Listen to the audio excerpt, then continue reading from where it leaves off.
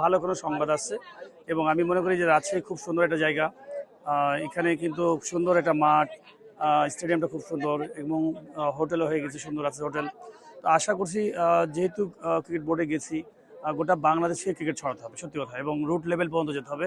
তো তারই পরিপ্রেক্ষিতে আমি মনে করি প্রত্যেকটা ডিভিশনাল হেডকোয়ার্টারগুলোতে খেলাগুলো যদি আসে, লাইক বিপিএল বা অন্যান্য সিরিজ যেগুলো ইন্টারন্যাশনাল সিরিজ, সেগুলো যদি হয় নিঃসন্দেহে এটা খুবই ভালো হবে। তো আশা করছি এই নতুন ক্রিকেট বোর্ড এই পরিকল্পনাগুলো করছে, ইনশাল্লাহ আমরা অতি শীঘ্রই চেষ্টা করবো যে এই ধরনের খেলাগুলোকে নিয়ে আসার জন্য চেষ্টা করব।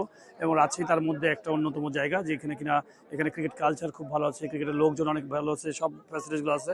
আশা করছি এটা ভালো কিছু খবরই আসবে। ব্যক্তিগত আমার প্ল্যান আছে যে যে প্রত্যেকটা জেলায় লিগগুলো খুব ইম্পর্টেন্ট আমার কাছে মনে হয়। যে লিগগুলোর কোনো আসলে বিকল্প নাই। আমাদের প্রত্যেকটা জায়গায় যদি আপনি দেখেন, লিগগুলো না হওয়ার কারণে কত যুবক আলটিমেটলি খেলা থেকে বঞ্চিত হচ্ছে, কত ভালো ভালো ট্যালেন্ট হয়তো হারিয়েছে। তো আমরা আশা করি যে নতুন বোর্ড যারা আসছেন, আমরা সবাই যারা আসছি টিম হিসেবে কাজ করছি যারা, আশা করি যেহেতু কেবল আমরা নবনির্বাচিত হয়েছি, তো খুব শীঘ্র আমরা চেষ্টা করব বাংলাদেশের প্রত্যেকটা জায়গায় কি করে লিগ করা সম্ভব হয়, সবার সাথে সুন্দর সম্পর্কের মাধ্যমে, প্রত্যেকটা জেলার সাথে সম্পর্কের মাধ্যমে যেন আমরা লিগগুলো করতে পারি, খেলাধুলার জায়গাগুলোতে যেন খেলার তো তৈরি করতে পারি।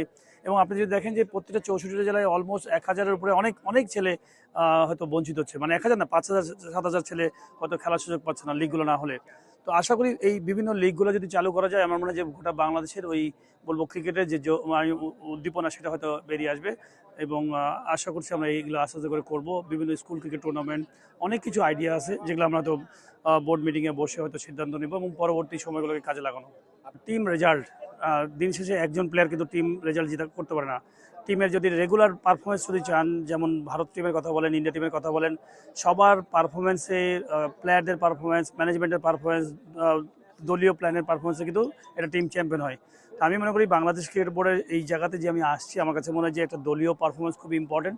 যে আমরা দীর্ঘমেয়াদী পরিকল্পনা আমরা করতে যাচ্ছি এবং এটা অলরেডি আমরা সবাই ডিসাইডেড যে আমরা লং টার্ম প্ল্যান করবো, শর্ট টার্ম, লং টার্ম এবং মিড টার্ম, এই তিনটা প্ল্যান করে আমরা ক্রিকেটের একটা যে রুট লেভেল পর্যন্ত যাওয়া, যেটা হয়তো শুধু ঢাকা কেন্দ্রিক ছিল, সেটা থেকে বেরিয়ে এসে আমরা প্রত্যন্ত অঞ্চলগুলোতে আমরা কী করে প্ল্যান বের করা যায়, সমস্ত রকম ওই স্ট্রাকচারটা ডেভেলপ করবো। আগামীকালকে আসবেন হচ্ছে আমাদের বেশ কিছু ডিরেক্টরস আসবে, ক্রিকেট বোর্ডের গ্রাউন্ডসের ডিরেক্টর আসবেন, ফ্যাসিলিটির আসবেন, সাথে বিপিএলের হয়তো টেকনিক্যাল কিছু মেম্বার আসবেন, সাথে অন্যান্য ডিরেক্টরসরাও হয়তো কিছু আসবেন। আমি যতদূর জানি তারা পুরো এই ফ্যাসিলিটিসটা দেখতে আসবেন যে কি কি এখানে আছে রাজশাহীতে, আর এর সাথে কি কি রিকোয়ারমেন্ট ইনভলভ করলে যেগুলো আপডেট হবে জিনিসটা।